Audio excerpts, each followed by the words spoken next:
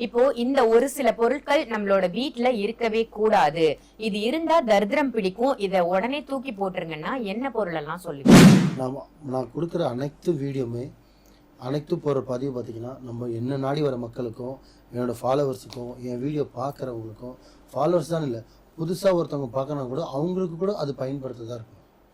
ஒரு வீடியோ வந்து ஒரு ஒரு ஒரு மூவி பார்த்தா ஒரு மெசேஜ் இருக்குன்னா, ஒரு சாங் கேட்டாங்கன்னா ஒரு ஒரு அவங்களுக்கு மைண்டு ஃப்ரீ ஆகுதுன்னா, இந்த ஒரு வீடியோ பார்த்தா அந்த வீடியோவில் ஒரு பாசிட்டிவ் தரித்திரம் பிடிக்க வீட்டில் இருக்குது, இந்த பொருளாக நம்ம வெளியெடுத்து போட்டால் நம்ம வீட்டில் தரித்திரம் இருக்கா அப்படின்னா அது எந்த பொருள் பார்த்தீங்கன்னா ரொம்ப நிறைய இருக்குது. ஒரு முக்கியமான ஒரு 5 பொருள் இருக்குது. அதில் அந்த 5 பொருள் என்னென்னு பார்த்தீங்கன்னா, வீட்டில் லக்ஷ்மி வரத்துக்காக, கணவன் மனைவி இன்பமாக இருக்கிறதுக்காக, கணவன் மனைவிக்குள்ளே சண்டை சாடி வராமல் இருக்கிறதுக்காக, வீட்டில் சண்டை சாடி வரக்கூடாது, தரித்திரம் வரக்கூடாது. ஸோ இதெல்லாம் வராமல் இருக்குன்னா இந்த 9 விஷயத்தையும் கடைப்பிடிச்சிங்கன்னா வீடும் நல்லாயிருக்கும், நீங்கள் நல்லா இருப்பீங்க, சம்பாதிக்கிற சம்பாதியம் உங்கள் கையில் இருக்கும், வீண் வரைக்கும் வீண் செலவு ஆகாது.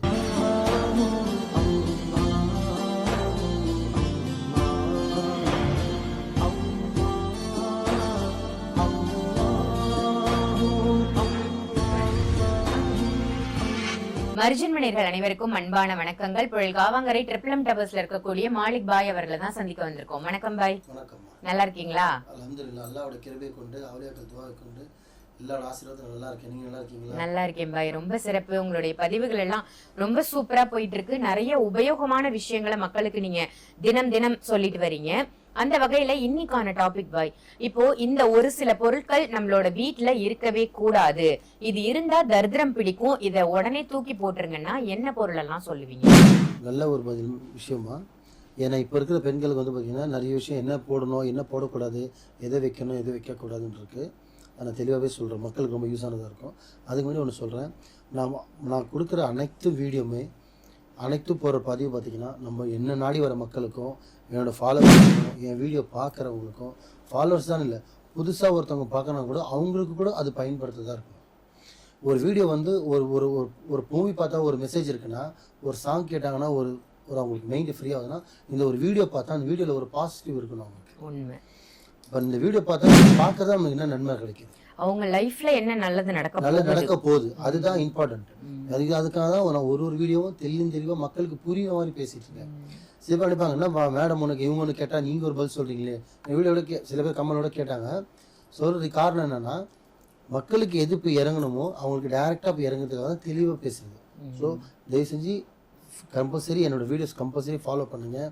நான் சொல்கிற வீடியோ மட்டும் ஃபாலோ பண்ணுறதில்ல, சப்ஸ்கிரைப் பண்ணுறது முக்கியம் இல்லை, நான் சொல்கிற விஷயத்தை ஃபாலோ பண்ணுங்கள். நீங்கள் வீடியோ ஃபாலோ பண்ணால் கூட பரவாயில்ல, நான் சொல்கிற அனைத்து பரிகாரமும் அனைத்துமே உங்களுக்கானது. உங்கள் லைஃப்பை நீங்கள் வாழ்க்கையில் மேலும் மேலும் மேலும் கொண்டு போகிறதுக்கான ஒரு வாய்ப்பு. ஏன்னா இங்கே தள்ளி விடுறதுக்கு தான் மக்கள் இருக்காங்க, அதை வர தூக்கி விடுறதுக்கு மக்கள் சில பேர் தான் இருக்காங்க, புரியுதுங்களா? ஸோ என்னால் உங்களுக்கு டேரெக்டாக வந்து ஒருத்தரையும் வந்து கைப்பிடிச்சி தூக்க முடியாது. அதனால வீடியோ மூலிமா ஒரு வீடியோ கருத்து சொல்லி இது இப்படி பண்ணுங்கள் அப்படி பண்ணுங்கள், இது செய்யுங்க நன்மை நடக்கும், இது பண்ணுங்கள் நன்மை நடக்கும், எல்லாமே சொல்லி உங்கள் வாழ்க்கையில் என்னால் முடிஞ்ச அளவுக்கு இந்த இறைவன் இந்த பிரபஞ்சத்தை நான் வாழ்கிறதுக்கு ஒரு பிராசித்தமாக ஒரு பிரயோஜனமாக நான் என்னால் முடிஞ்சது 4 பேரை நான் சேவ் பண்ணிகிட்ருக்கேன். 4 பேர் இல்லை, லட்சம் பேர் சொல்லலாம். ஸோ அதுக்கான பதிவு தான் இந்த எல்லா பதிவும். ஸோ இப்போ வீடியோக்குள்ள விஷயம் என்னென்னா, இப்போ நீங்கள் கேட்டது வந்து தரித்திரம் பிடிக்க வீட்டில் இருக்குது, இந்த பொருளாக நம்ம வெளியெடுத்து போட்டால் நம்ம வீட்டில் தரித்திரம் இருக்கா அப்படின்னா அது எந்த பொருள் பார்த்தீங்கன்னா ரொம்ப நிறைய இருக்குது. ஒரு முக்கியமான ஒரு 5 பொருள் இருக்குது. அதில் அந்த 5 பொருள் என்னென்னு பார்த்தீங்கன்னா, முதல்ல நம்ம யூஸ் பண்ணுற செப்பல் அருந்துச்சுன்னா அது எங்கே அறுதோ அங்கேயே விட்டுட்டு வந்துடணுமே தவிர, அது ஒன்று அருந்துச்சு அது வீட்டில் வச்சுட்டு ஒன்று டைம் கிடைக்கும் போது தைச்சி போனாலும் வந்து வைக்கிறது முதல் தப்பு. அருந்த செப்பலை யூஸ் பண்ணக்கூடாது. அது ஷூவாக இருந்தாலும் சரி, செப்பலாக இருந்தாலும் சரி, அது 2000 ரூபா இருந்தாலும் சரி, இல்லை 5000 ரூபா இருந்தாலும் சரி, என்ன பண்ணாலும் காலுக்கு வெளியே தான், காலு கீழே தான் போடணும், வீட்டுக்கு வெளியே தான் வைக்கணும். ஸோ அதை அவாய்ட் பண்ணிடுங்க. 2வது தேஞ்சி போனால் தொடப்பம் சில பேர் வந்து பெருக்க தேய குனிஞ்சி பெருக்க ஆகிடும். அவ்வளோ கட்டையாக குச்சி மதிப்போடு பெருக்குவாங்க. 20 ரூபா கொடுத்து வாங்காமல் இல்லை, வாங்க டைம் இல்லாமல் இருக்காங்க. ஸோ அந்த நேரம் ஒதுக்குனீங்கன்னா உங்களுக்கு வாழ்க்கையில் நல்ல நேரம் மாறும். நீங்கள் அந்த டைம் ஒதுக்கி நீங்கள் பார்த்தீங்கன்னா வாழ்க்கை ஃபுல்லாக கஷ்டப்பட்டு இருப்பீங்க. உங்களை சுற்றி நடக்கிற நெகட்டிவ் வந்து உங்களுக்கே தெரியாது.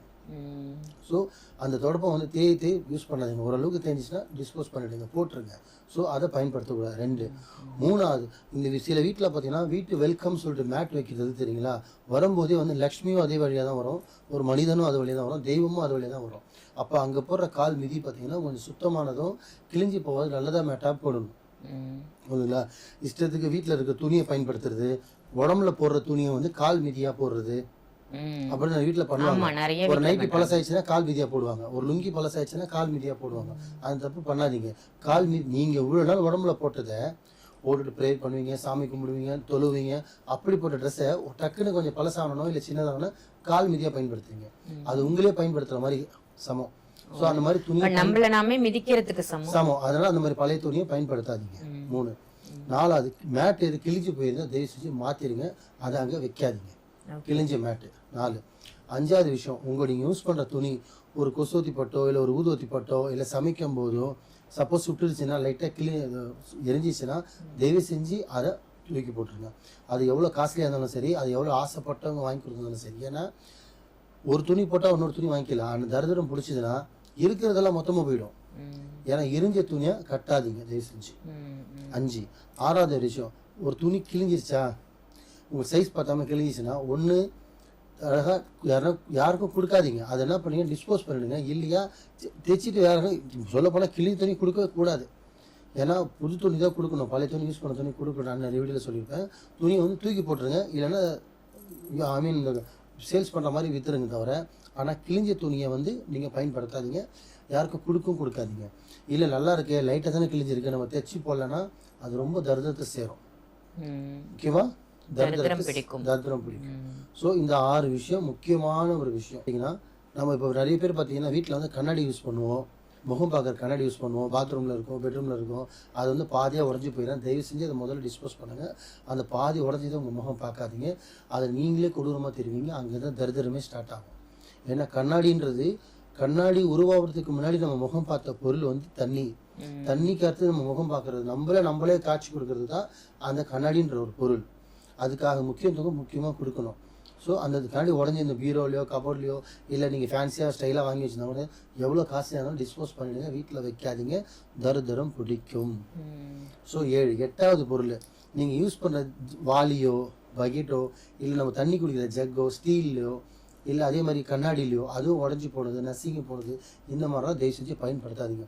முடிஞ்ச அளவுக்கு வருஷத்துக்கு ஒரு தடவை எதனா ஒரு பொருளும் நம்ம மாற்றிக்கிட்டே இருங்க, ரொம்ப நன்மை இருக்குது. ஏன்னா இப்போ நீங்கள் ஒரு வாட்டினா போய் அதுக்கான வருஷம் ஜாமான் வாங்கணும்னா வருஷம் ஜாமான் வாங்கிட்டாலும் எது உடையுதோ அதை மாற்றுங்க, எது அதிகமாக தேய்மானாதோ அதை மாற்றுங்க. உங்களை புதுசாகவே வாங்கிட்டு இருக்க சொல்ல, நம்மளாம் அம்பானியோட பிள்ளைங்க ஒன்றும் கிடையாது, எல்லாமே சராசரி மனுஷன்தான். என்னன்னா உடைய அவன் வாங்கிட்டே இருக்கணும், உடஞ்சிதான் பயன்படுத்தாதீங்க, அது அர்த்தத்தை குறிக்கும். ஸோ இந்த 9 விஷயம் சொல்லியிருக்கேன். இந்த 9 நீங்கள் மாற்றினீங்கன்னா உங்கள் லைஃப்பில் 100% தரித்திரன்ற வார்த்தை வராது.